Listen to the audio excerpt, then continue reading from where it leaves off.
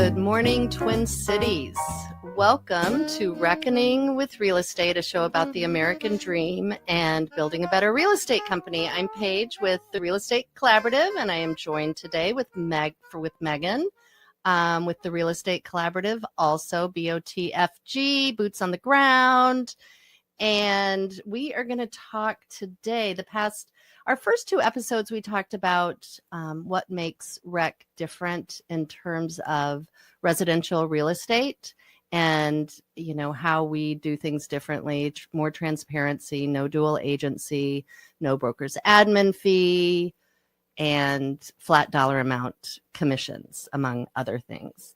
We talked a lot about that. The other piece of the work that we do at the Real Estate Collaborative is housing justice. We really highlight the fact that we're a residential real estate company, and we work on housing justice issues, in part because our industry has a pretty poor track record in terms of steering, redlining, blockbusting, racially restrictive covenants, all these things that happened decades ago and yet still really impact our cities and neighborhood segregation. I think, you know, our industry has issued apologies about some of this bad behavior, but most companies don't go beyond that. And Megan and I were just talking before we started today, and there are companies out there that are doing good work for sure.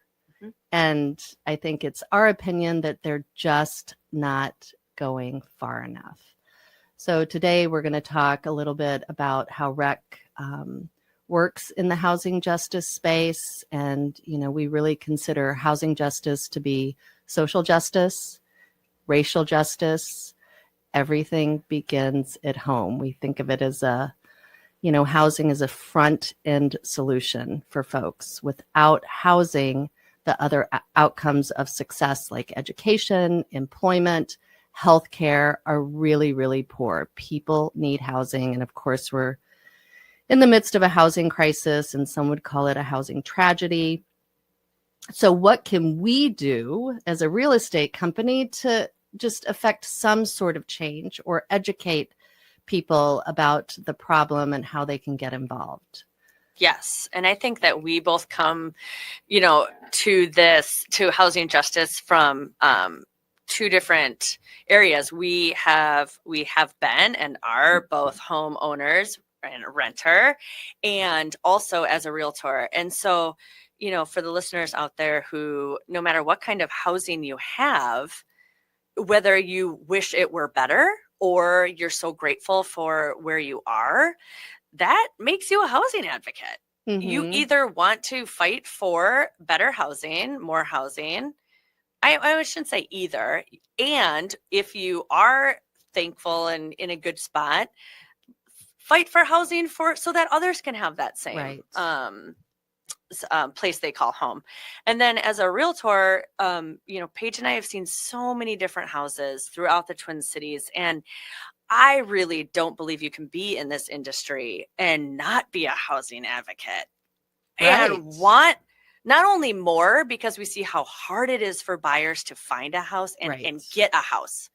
And that can go down, we can go down depending on what kind of financing they have and the roadblocks that might unjustly come from that. Mm-hmm. But then also just to see the differences in housing options for people. Mm-hmm. And I think being a realtor makes you a housing advocate. Well, I think it should. Yeah. I feel like, when I was with the big box broker when I first started, and I was with them for 15, 16 years, so a long time. I can remember at a sales meeting, our manager was talking about affordable housing and the crisis. And this was probably back in like 2018, 2019. And there were probably 30 of us agents there. It was the Tuesday morning meeting. And I can't tell you how many people said, what can we do? What can we do? We want to help. We want to help.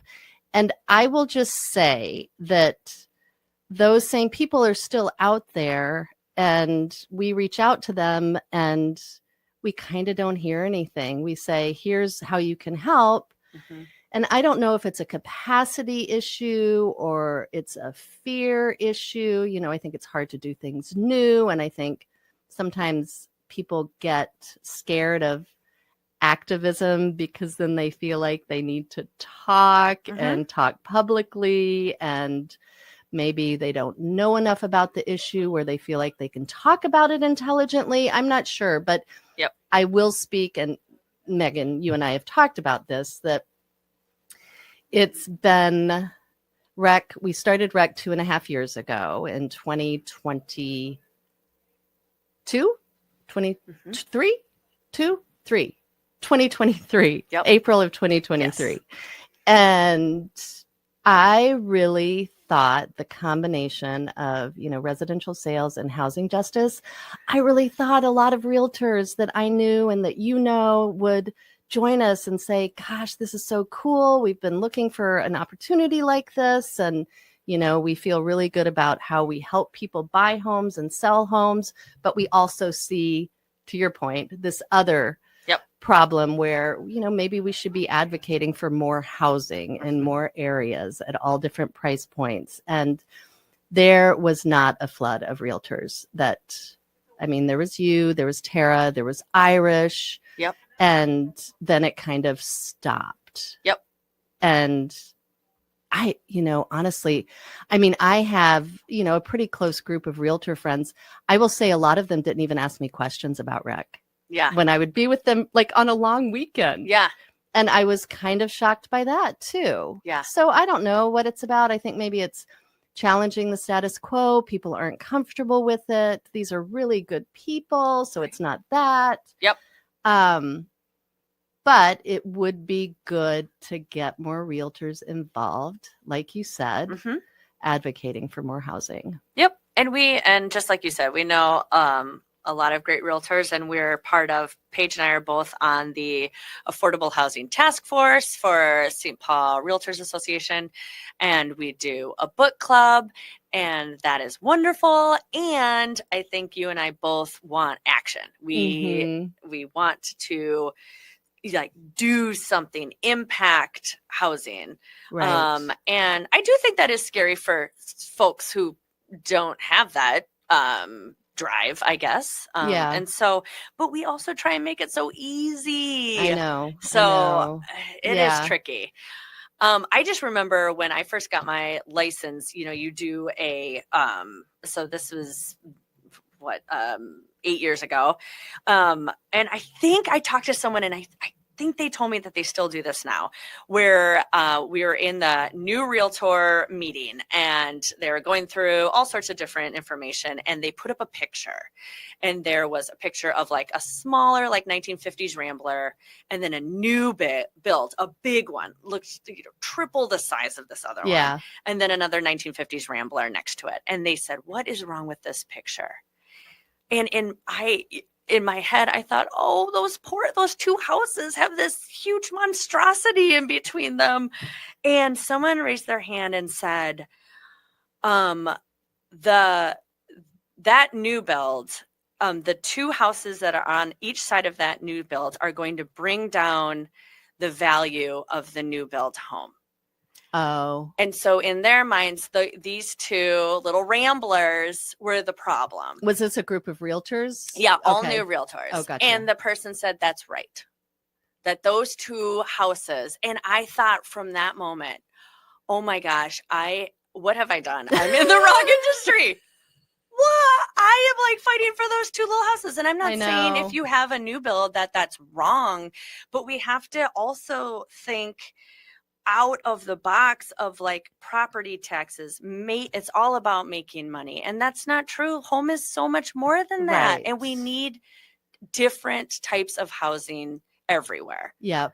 And so anyway, it just made me think again, I'm just so grateful to be part of the Real Estate Collaborative, because we do all want to advocate for more and connect with our housing partners out there, which we'll talk about in another episode, the nonprofits that we connect with. But yeah. Yeah, I think a couple of thoughts as you were talking. One is, we've talked about having T-shirts made. So we have T-shirts that say Legalize Housing. It's through Twin Cities YIMBY, Yes in My Backyard, that we're involved with.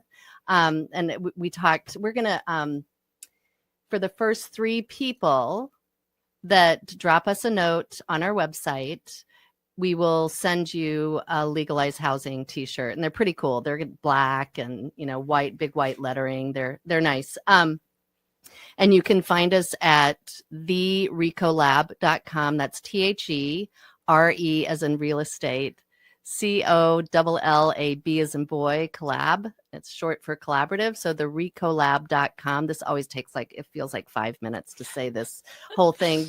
And one thing that Mark said the other day, Mark is a new agent that just joined us this week.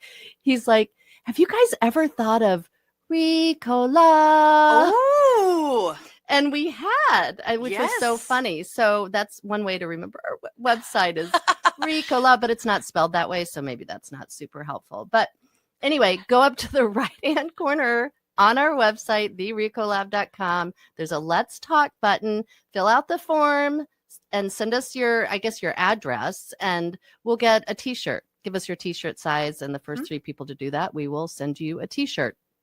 The other thing I was going to say, if there are realtors listening right now and you're interested in getting involved, reach out to us. You don't have to join the Real Estate Collaborative.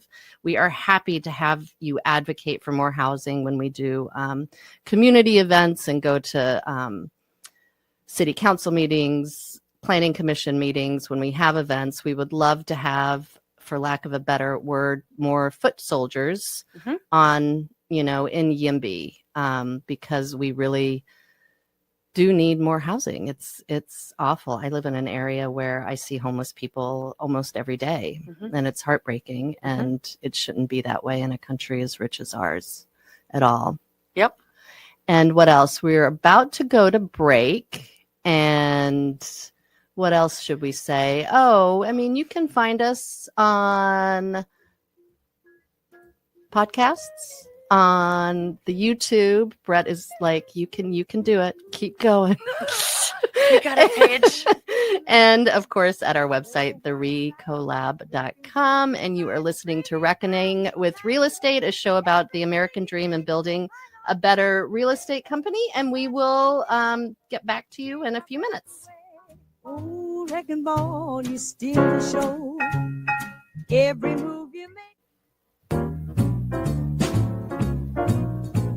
Welcome back to the second segment of Reckoning with Real Estate, a show about the American dream and building a better real estate company. We're going to continue our conversation about Rec's work with housing justice, and I'm going to turn it over to Megan. Yeah, we were talking at the break about our first 2 episodes, and I know if you had a chance to listen to those, we'd love to hear your thoughts. And if you didn't, you can always find those on our website, therecolab.com. But it was interesting in hearing from folks who did listen to that. In the first one, we kind of spoke about the real estate collaborative, and then the second, what makes us different from other brokerages. And the feedback that I heard was, oh, I've heard you talk about the real estate collaborative and how you are different from other brokerages before. And that clicked. I finally got it. But there were a few people that were like, gosh, real estate still seems so confusing to me. Yeah. And that is sad to hear. Right. It shouldn't be difficult. And we really do want folks to know that you are in the driver's seat as a buyer and a seller, and we're here working for you. Right. And so, again, if you listen to those 2 episodes and have questions, please let us know, or any feedback, go on and tell us. And what else were we talking about? I think our point was, if you send us a message on our website, there's a Let's Talk button, and you have a question, we are not going to try to rope you in, Yes. and we're not going to market to you a ton or sell your information. We do put out a newsletter every other month that you might get, but that is the extent of it. Yes. So you don't have to worry about that, because really we are here to answer people's questions and to be a resource about housing, whether it's rental or buying. In fact, on our website, on the main page, if you scroll down, there's some resources about renting as well. Mm-hmm. And I remember when Matt and I were looking for our first house, I was very much afraid of realtors. And I thought, if I even contact one and I ask a question, I'm signing up for something huge, and right. I just have one question. They're I don't never want going to leave me alone. Yeah, and so I just want people to know that is not the case. You can ask a question. Yeah. We would love to engage in a conversation with you. It is free. I always assumed, I don't know, I guess this is you always assume that people may want to get paid for their time, right? Or but me even taking a moment of their time, like there's something I must have to pay for that in some way right away. I was just always afraid to ask the question. That's probably my problem. But if there are others out there, don't be afraid. Paige and I and the rest of the team at the Real Estate Collaborative. We're not scary. No, we just we'll talk about housing all day long. Yep. So please don't hesitate to reach out. Yep. And then we were also talking during break about Legalize Housing and the T-shirt. So we have 3 T-shirts. First 3 people that send us a message on our website, therecolag.com, Let's Talk button, will get one of these Legalize Housing T-shirts. I was going to bring one today for the YouTube video. So pretend I'm holding something up, but I forgot. And then you were saying, well, maybe we should explain what legalized housing means, which I think is a really good point, and it really ties into the housing justice piece. Yes, because you wear that shirt and get lots of questions. Oh yeah. Yes. Yeah, I was like I was telling you yesterday, I was wearing it and 3 people in my building stopped me, "Love your T-shirt." And I'm like, "I'll get you one." And they're like, "Awesome." Yeah. Because we want people to be wearing them, and it's kind of a public education piece, and you do get people stopping you. What does it mean? So what is your quick 1 minute, 2 minute response to folks when you see them? It's legalized housing, that it's really hard to get housing built in this country because of all the zoning restrictions and building codes. And it can take years and years. As we know, we're just going to mention Rice Creek Commons and Arden Hills has been going on for 10 years, the planning process, and they are now starting over. And millions of dollars later, not to mention like opportunity costs and people hours and all of that. And it's kind of crazy. So that's what legalized housing means. It means streamline the process. We need to get houses on the ground. Right. And there's state legislation that has been proposed the past 2 sessions. It's going to be back. And local municipalities don't like it because it takes some of the zoning control away from them. And it basically says that municipalities cannot have single family only zoning any longer, that there has to be rules to include more high density. And it's not saying every town is going to need to have, a 20-story apartment building. It's not saying that at all. It's just kind of saying, let the private market do what it needs to do to provide housing for people. And it's a bipartisan issue, which is kind of great. I think of it as like maybe the great connector of our time. Housing, because Republicans want less regulation. Democrats want less regulation in this instance. Yeah. Do you have anything to add to that? I was just going to break it down, because what we're talking about, a single family home for folks, because maybe, your picture the one house on the plot of land in different counties and cities that you're in, that amount of land varies. But we're talking about, like, could you make that home into a duplex, a multifamily? And right now you can't in a lot of places. And so as housing becomes more and more expensive, and folks are getting more creative on how to stretch their dollars. You know, sharing a home, sharing a space, putting an ADU in your backyard. As our parents are aging out of their homes, you know, people wanting to add an ADU as an accessory dwelling unit on their land, so they can care for their parents. You know, just opening up options, but we cannot do that unless we can, you know, legalize housing, change the zoning laws, and allow for more creativity in building and using what you already have. And these kinds of conversations, just so people know, are happening all over the country. Yes. It's not just in the Twin Cities and Minnesota. And the Legalize Housing T-shirts, there's I think he's a representative, Spencer Igo.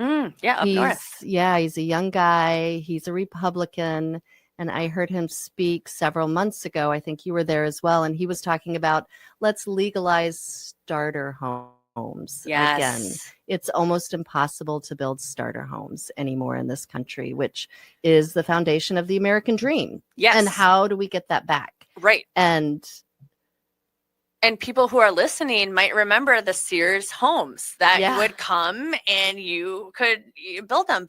And people are talking about that again. I have a whole file of Sears homes plans, probably like 60 different home styles. And they're all like 900 square feet, 1,100 square feet.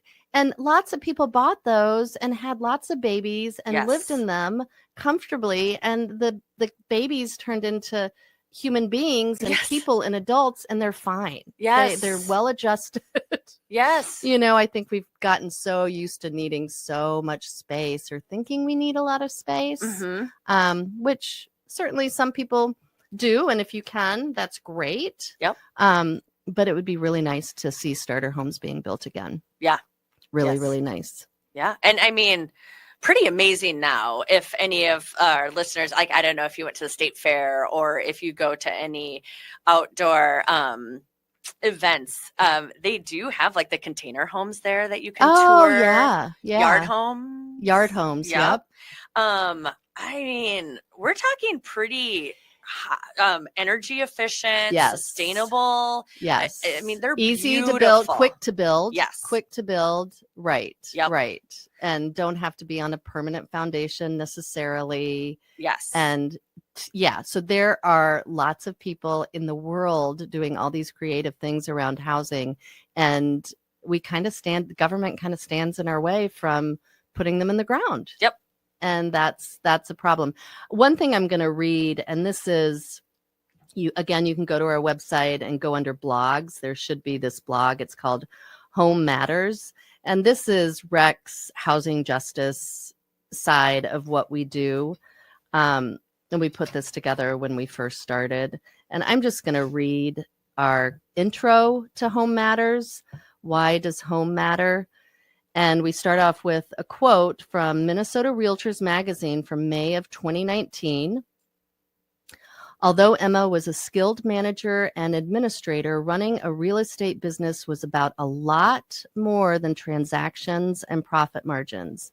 It was about helping people meet a fundamental need, finding a place to call home. Now, Emma was actually the founder of what is Edina Realty.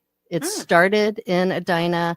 I want to say she started it in the 50s or 60s. It was a long time ago, with like $500 or something. And now, of course, it's one of the biggest brokers in Minnesota for sure, and part of Warren Buffett's Home Services of America. But I found that quote to be I just wish we could get back to that as an industry.